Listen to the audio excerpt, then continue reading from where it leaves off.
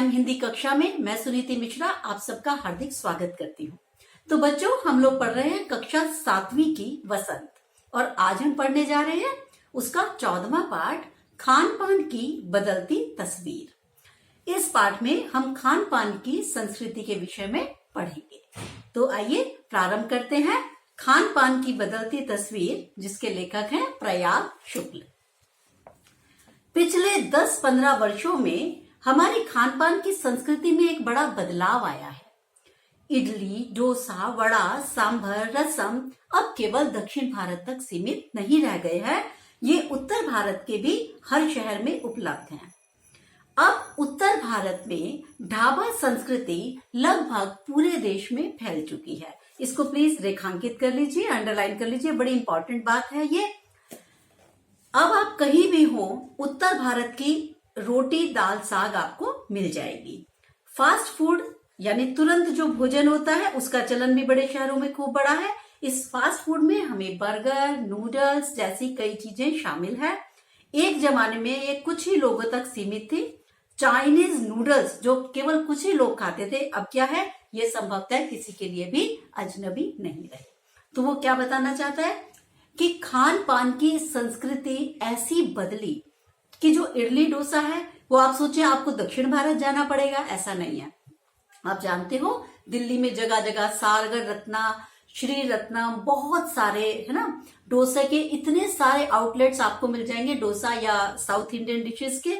इसी प्रकार से जब हम साउथ इंडिया जाते हैं तो वहां पर भी जो हमारा उत्तर भारत है, नॉर्थ इंडियन है, हम लोगों को अपनी दाल सब्जी रोटी बड़े आसानी से मिल जाती है। अब वो कह रहे हैं केवल यही नहीं है, बल्कि आपको बर्गर, नूडल्स, आप देखते हो ना, आप विशाखापट्टनम में अभी होके आई तो क्या क्या क्या देखा मैंने वहां पर, खूब सारा जो KFC, यहाँ तक कि मैकडोनल्ड्स तो आप देखते हो हाईवे पे खूब सारे नजर आते हैं आपको, जो बर्गर के लिए बड़ा प्रसिद्ध है और बच्चों का बड़ा लोकप्रिय आहार है। तो पसंदीदा खाना है आपका बर्गर। तो वो कह रहा है कि हर जगह अब ये आपको उपलब्ध आसानी से हो जाते हैं कि कुछ हमारी संस्कृति में इस प्रकार का बदलाव आया है। अब आगे चलते हैं। कह रहे 2 मिनट्स नूडल्स। 2 मिनट्स नूडल के पैकेट बंद रूप से तो कम से कम बच्चे बूढ़े हम सभी जानते हैं। 2 मिनट नूडल्स कौन से है? मैगी नूडल्स, यस, जो आपको बहुत पसंद है वो। इसी प्रकार नमकीन के कई स्थानीय प्रकार अभी तक भले मौजूद हो, लेकिन आलू के चिप्स भी बड़ी तेजी से उसका विज्ञापन घर घर फैला है और ये बड़े बच्चों को भा रहे हैं। इसके अतिरिक्त कुछ खाद्य पदार्थ ऐसे हैं जो अलग अलग भारत के अलग अलग क्षेत्रों की विशेषता माने जाने वाले कुछ ऐसे पदार्थ हैं जो देश में कहीं भी मिल जाते हैं, जैसे गुजराती ढोकला, बंगाली मिठाइयां और गाठिया आदि। अंग्रेजी राज में साहबी ठिकानों तक सीमित रहने वाली ब्रेड अब लाखों करोड़ों हिंदुस्तानियों की रसोई में प्रवेश कर चुकी है। तो ये कोई नई बात नहीं है। आप जानते हो हम लोगों के दिन की शुरुआत, आप में से बहुत बच्चे होंगे ऐसे जिनके टिफिन में मुझे पता है ब्रेड और सैंडविच वगैरह होते हैं और हम लोग उन्हें बहुत पसंद करते हैं। वास्तव में तो शायद ब्रेड के बिना हम सोच भी नहीं पाते कि हमारी रसोई कंप्लीट है। तो वो कह रहा है कि पहले ये कहाँ तक केवल सीमित थी, केवल अंग्रेज लोग खाते थे, लेकिन आज की डेट में, आज की तिथि में क्या हो रहा है कि केवल अंग्रेज नहीं, बल्कि जो ब्रेड है वो हम सभी हिंदुस्तानियों का प्रिय आहार बन चुकी है। खान पान में आए इस बदलाव में सबसे अधिक कौन प्रभावित हुआ है? युवा वर्ग। युवा वर्ग कैसे प्रभावित हुआ है? क्योंकि उन्हें स्थानीय व्यंजनों की अधिक जानकारी नहीं है, लेकिन नए व्यंजनों के बारे में उनकी जानकारी बहुत विस्तृत है। जो नए नए डिशेज आती है, नए नए खाने हैं, उसको आप बहुत अच्छी तरह से जानते हो। स्थानीय व्यंजनों में पहले क्या थे? स्थानीय व्यंजनों का जो प्रसार हुआ है, पहले तो उनकी गुणवत्ता और उनके प्रति पाई जाने वाली रुचि में कमी आई है। क्यों? क्योंकि स्थानीय व्यंजन जो हमारे अपने देसी व्यंजन थे, उनके हम आपको ये पता ही नहीं है कि उनको खाना कितना फायदेमंद है। तो हम क्या करते, आप क्या करते हो, आपको हमेशा कोई नई चीज चाहिए खाने के लिए। वो कह रहा है जैसे पहले प्रसिद्ध थी बंबई की पाव भाजी, दिल्ली के छोले कुलचे, मथुरा के पेड़े, आगरे के पेठे और नमकीन। जानते हो ना पंछी का पेठा? जब आप आगरा जाते हो, ताजमहल देखने बहुत सारे बच्चे गए होंगे, तो पंछी का पेठा, जगह जगह उसके आउटलेट्स दिखते हैं, तो ये सब उसी जगह के प्रसिद्ध थे। लेकिन अब क्या है, अब तो पृथ्वी विहार में भी, अब तो कनॉट प्लेस में भी आपको पंछी के पेठे की दुकान मिल जाएगी। तो ये कह रहा है कि धीरे धीरे करके ये संस्कृति सीमित नहीं रही, और जो स्थानीय व्यंजन है वो ये व्यंजन है, जैसे मथुरा के पेड़े, तो ये मथुरा में मिलते थे। तो कह रहा है लोगों को क्या हुआ, जो बच्चे हैं, जो आपकी पीढ़ी है, आपने आधुनिकता की तरफ मुड़ने लगे, तो इन व्यंजनों को हमने आपको उनका स्वाद नहीं ले पाते। पहले की तरह हर मौसम के फल और अन्न के प्रयोग से जो अलग अलग तरीके के पकवान बना करते थे, उन्हें बनाने की फुर्सत भी अब लोगों के पास नहीं है। तो ये व्यंजन क्यों फीके पड़ने लगे, इसलिए फीके पड़ने लगे कि पहले क्या होता था, हर मौसम में हर फल नहीं मिलता था। तो आम के जो गर्मियां हैं उसमें आम आता है, और यह जो सर्दियां हैं हम उसमें कोई अमुक फल, सेब इत्यादि बड़े अच्छी मात्रा में, प्रचुर मात्रा में पाए जाते हैं। तो वो कह रहा है कि हुआ ये कि अब हर मौसम में हर फल आने लगा। ये अलग बात है कि स्वाद में फर्क आता है, लेकिन हर मौसम में उपलब्ध तो है। इस वजह से क्या हुआ कि लोगों का इंटरेस्ट, लोगों की रुचि हटती गई। दूसरी बात क्या हुई रुचि हटने की, कि लोगों के पास इतनी फुर्सत ही नहीं है। आज की तिथि में जब आपकी मम्मी जॉब भी करती हैं, जब आपकी मम्मी की, तो आपकी मम्मी के पास इतना टाइम है कि वो बहुत सा देर तक हम बैठ के मिठाइयां पकाएं घर में, नहीं है। तो हम क्या करते हैं, हम लोग ये सोचते हैं कि जो चीज बहुत आसानी से बन जाए, जो चीज आसानी से कम समय में पकाई जा सके, हम क्यों ना उन चीजों पर ध्यान दें। ठीक है, चले आगे। आधुनिक युग में स्थानीय व्यंजनों के प्रति घटती रुचि ने फायदा किसको दिया, विदेशी व्यंजनों को। यानी हमारा क्या हुआ, हमारे अपने स्थानीय व्यंजनों में से हमारी रुचि हटने लगी, और इस बात का फायदा मिल गया हमारे विदेशी व्यंजन।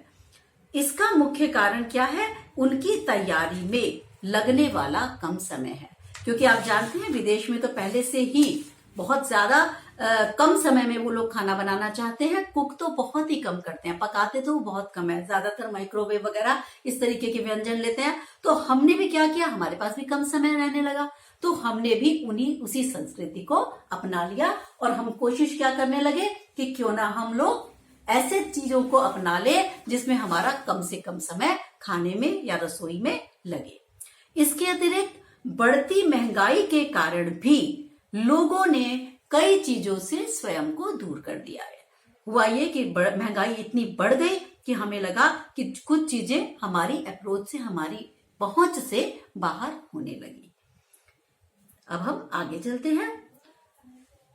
खान पान में आए बदलाव से इसकी जो नई मिलीजुली संस्कृति उभरी है, उसके कुछ सकारात्मक पक्ष भी हैं।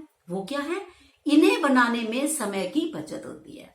जो नई चीजें हैं उन्हें बनाने में क्या होता है, समय की बहुत बचत होती है। नई पीढ़ी देश विदेश के व्यंजनों को भी जानने लगी है। खान पान की इस नई संस्कृति ने राष्ट्र को एक सूत्र में बांधने का कार्य भी किया है। यानी जो खान पान का हमारी जो संस्कृति है, जल्दी से हमारी चीजें तैयार कर देता है। तो इससे क्या हमें फायदा मिला कि देश एक सूत्र में बंधने लगा। अब ध्यान देने योग्य बात यह है कि स्थानीय व्यंजन जिन्हें एथनिक कहा जाने लगा, शनै शनै लुप्त हो जाने से बचाना हमारी जिम्मेदारी है।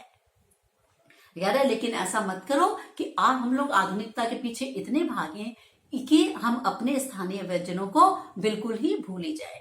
जैसे कल्पना करो राजस्थान में, मतलब मैं आपको उदाहरण देके बताती हूँ कि राजस्थान में गट्टे की सब्जी बनती है, बेसन के गट्टे की सब्जी, चीले की सब्जी, बहुत टेस्टी, बहुत ही स्वादिष्ट सब्जी होती है ये। लेकिन इसमें समय लगता है ना। आप गट्टे को लेंगे, आप बेसन को अच्छे से मथेंगे, उसे बॉईल करेंगे, उबालेंगे, उबाल के फिर उसको छोंकेंगे, तो आपको इतना समय नहीं है। ठीक है, तो ये कह रहे जो इस तरीके की जो सब्जियां थी, जो स्थानीय चीजें थी, उनसे हम पीछे हटने लगे। अब कुछ ऐसे ही पकवान अब केवल महंगे 5 सितारा होटलों में ही मिलते हैं। कौन से, जो कि एथनिक कहे जाने वाले, जो बहुत समय लगाकर बनते हैं। ठीक है ना, हम बाहर जाते हैं, आप ऑर्डर करते हैं, आप अक्सर ये बात कहते हैं अपनी मम्मी से, मम्मी कुछ ऐसा मंगाएंगे जो हम घर में नहीं बना पाते, है ना। हम लोग का यही रहता है कि जब आप होटल में खाने बैठते हो, आप कहते हो कुछ ऐसा बनाते हैं जो आप घर में नहीं बना के देती, क्योंकि उसमें बहुत समय लगता है। तो कह रहा है ये इन लोगों ने फायदा उठाया 5 सितारा होटलों ने, कि हम क्यों ना वो चीजें बनाए जो आम इंसान घर पे नहीं बना सकता।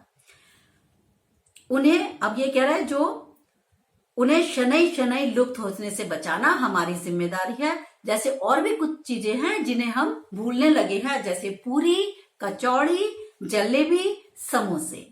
ठीक है, तो इनको बनाने में समय ज्यादा लगता है, तो हम लोगों ने क्या किया कि हम लोग इन्हें बनाना छोड़ दिया और हम कुछ और खाने लगे। कई स्थानीय व्यंजन जो केवल आधुनिकता के कारण छोड़े गए हैं, उन्हें गायब होने से हमें बचाना होगा। समय और धन की बचत को ध्यान में रखकर हमने कई ऐसे पश्चिमी व्यंजनों को अपनाया है जो स्वास्थ्य, स्वाद और सरसता में हमारे अनुकूल नहीं है। हम क्या ले आए? हम लोग पिज्जा ले आए, हम लोग बर्गर ले आए, और अभी तो बहुत सा पास्ता ले आए, इतनी सारी चीजें ले आए। तब आप कहोगे क्यों स्वास्थ्य के अनुकूल क्यों नहीं है? तो स्वास्थ्य के अनुकूल इसलिए नहीं है क्योंकि ये सारा जंक फूड है। अगर आप देखें तो अगर जो पिज्जा, इसमें इतना चीज होता है, अगर आप उसकी कैलोरीज कभी काउंट करेंगे, गिनेंगे, तो शायद आप जीवन में अपने 1-2 बार से ज्यादा पिज्जा नहीं खाना पसंद करेंगे। इतने हजारों कैलोरीज उसमें हम एक बार में अंदर ले लेते हैं। सेम ऐसे ही जो कोल्ड ड्रिंक्स हैं, तो कह रहे हैं जितना भी विदेशी व्यंजन है, अगर हम ध्यान से देखेंगे तो पश्चिमी व्यंजन जिसे हमने अपनाया है वो हमारे स्वास्थ्य के अनुकूल बिल्कुल भी नहीं है। तो हमें इस बात का ध्यान रखना होगा, ठीक है? क्योंकि अगर हमने उन्हीं पे उसी प्रकार का व्यंजन आप खाते रहे तो आपका स्वास्थ्य बहुत जल्दी ही क्या होगा? खराब होना शुरू हो जाएगा। अब वो बता रहे हैं कि अचरज नहीं है कि पहले उत्तर भारत में जो गली मोहल्लों की दुकानों में आम हुआ करती थी, अब उन्हें खास दुकानों में तलाशा जाता है। एक कड़वा सच ये भी है कि जिन स्थानीय व्यंजनों को हमने आधुनिकता के चलते छोड़ दिया, पश्चिम की नकल में बहुत सी चीजें अपना ली जो कि हमारे स्वास्थ्य के को प्रतिकूल प्रभाव दे रही हैं। हो जो भी रहो, खान पान की मिश्रित संस्कृति में हम कई बार असली और अलग स्वाद नहीं ले पा रहे। अक्सर प्रीति भोज मतलब जो बड़ी बड़ी शादी पार्टीज होती हैं, उनमें एक साथ ढेरों चीजें रख दी जाती हैं और उनका स्वाद गड्डमड होता रहता है। खान पान की मिश्रित संस्कृति या विविध संस्कृति हमें कुछ चीजें चुनने का अवसर देती है। हम उसका लाभ प्राय नहीं उठा पा रहे हैं। हम अक्सर एक ही प्लेट में कई तरह के और कई बार तो विपरीत प्रकृति वाले व्यंजन परोस लेना चाहते हैं। आपको अपने आप याद करके देखिए कि क्या होता है जब आप एक शादी में जाते हैं। एक काउंटर लगा हुआ है साउथ इंडियन का, एक लगा हुआ है पिज्जा का, एक लगा हुआ है पास्ता का, एक जगह चाइनीज बन रहा है, दूसरी तरफ दाल मखनी, दाल बाटी, इधर से मुरादाबादी दाल, ये सब है ना, ये सब आप देखते हो। तो इतना सारा भोजन जो हम एक जगह लगा लेते हैं, तो वो क्या कह रहा है कि क्या वो उसका हम स्वाद ले पाते हैं? नहीं, बिल्कुल नहीं ले पाते। और उसका स्वाद ना ले पाना, हम सारा क्या करते हैं, सारी चीजें प्लेट में परोस तो लेते हैं, लेकिन हम उसका स्वाद नहीं ले पाते। तो ये क्या होता है? तो हमें क्या करना है? ऐसा नहीं करना। विपरीत प्रकृति वाले व्यंजन परोसना हमारा उद्देश्य नहीं है। इसलिए खान पान की जो मिश्रित विविध संस्कृति बनी है और लग यही रहा है कि यही और अधिक विकसित होने वाली है, उसे तरह तरह से जांचते रहना जरूरी है। तो कह रहा है जो हम सोच रहे हैं कि ये मिली जुली संस्कृति हमारी खाने पीने की बन गई है, ये बहुत अच्छा काम कर रही है, और कह रहा है नहीं, हमें इस पर विचार करने की जरूरत है। अब इसका समराइज मैं कर देती हूँ। स्थानीय व्यंजनों के स्वाद हमें ध्यान में रखने होंगे, उनकी जगह ये विदेशी व्यंजन नहीं ले सकते। लेखक इस बात से बिल्कुल नाराज नहीं है कि आप विदेशी व्यंजन को अपनाएं। वो ये कहना चाहता है कि विदेशी व्यंजनों के मोह माया में पड़कर आप अपने स्थानीय व्यंजनों को न भूलें, जिससे हमारा जो अपना खाना पीना है, वो जो हमारी एक मिश्रित संस्कृति है, हमारे तो भारत में वैसे ही इतनी विविधता थी खाने की कि हमें विदेशी खाने की जरूरत ही नहीं थी, लेकिन फिर भी अगर हम उस खाने का भी आदर करते हैं तो उसमें कोई समस्या नहीं है, लेकिन अपनी स्थानीय चीज को, स्थानीय वस्तु को हमने नहीं छोड़ना। ठीक है, तो ये तो अभी तक का था पाठ। मैं आपको थोड़े से इसके शब्दार्थ बता दूं। 1-2 शब्द मुझे लगता है आपको समस्या हो सकती है। जैसे इसमें आया है मसलन, मसलन मतलब उदाहरण स्वरूप, दुस्साहस, गलत कार्य करने की हिम्मत, भागम भाग, भाग दौड़, कमर तोड़ महंगाई, बहुत अधिक महंगाई, अंकुरित, प्रस्फुटित, मिश्रित, मिलीजुली, निखालिस, शुद्ध, प्रचारार्थ, प्रचार करने हेतु। और वही बात जो मैं आपसे हमेशा कहती हूँ कि एक बार देख लीजिएगा कि जो आपको वन वर्ड क्वेश्चंस में आपके लिए अच्छे हैं, मैं एक बार पढ़ देती हूँ उनको, जो मैंने तैयार किया है। उत्तर भारत की कौन सी संस्कृति पूरे देश में फैल चुकी है? ढाबा संस्कृति, जो मैंने आपको अंडरलाइन कराया था। कौन से पश्चिमी व्यंजन का चलन बड़े शहरों में तेजी से बढ़ा है? कौन से बढ़ा है? Burger, noodles, fast food, pizza और पास्ता इत्यादि का बड़ी तेजी से बढ़ा है। उत्तर भारत और दक्षिण भारत के स्थानीय व्यंजन क्या है? उत्तर भारत की क्या है? हमारे दाल, रोटी, साग, और दक्षिण भारत के क्या है? इडली, डोसा, सांभर और वड़ा। ठीक है। खान पान में आए बदलाव से सबसे अधिक प्रभावित कौन हुआ है? सबसे अधिक प्रभावित हुआ है युवा वर्ग, आप लोग। ठीक है। अंग्रेजों के जमाने में ब्रेड कहां तक सीमित थे? अंग्रेजों के जमाने में ब्रेड साहबी ठिकानों तक ही सीमित थी। तो आपको ये प्रश्न अच्छे से कर लेने हैं। एक दो प्रश्न और मैं केवल प्रश्न बता रही हूँ। खान पान की नई संस्कृति के नकारात्मक पक्ष का वर्णन करना, जो मैंने आपको लास्ट में सारा एक्सप्लेन किया। ठीक है, कि आपने परंपरागत व्यंजनों से जो मुंह मोड़ा है, जो हमारे स्थानीय व्यंजन धीरे धीरे लुप्त होते जा रहे हैं, नई पीढ़ी उनके बारे में जानना नहीं चाहती, ये चिंता का विषय है। ठीक है, तो इसके ये प्रश्न आप कर जाना। खान पान की नई संस्कृति के नकारात्मक पक्ष का वर्णन कीजिए, ये सब आप कर जाएंगे। तो ये हमारा पाठ था आज का, प्रयाग शुक्ल द्वारा रचित खान पान की बदलती तस्वीर। तो हम मिलेंगे अब अगले पाठ में। तब तक के लिए बच्चों नमस्कार।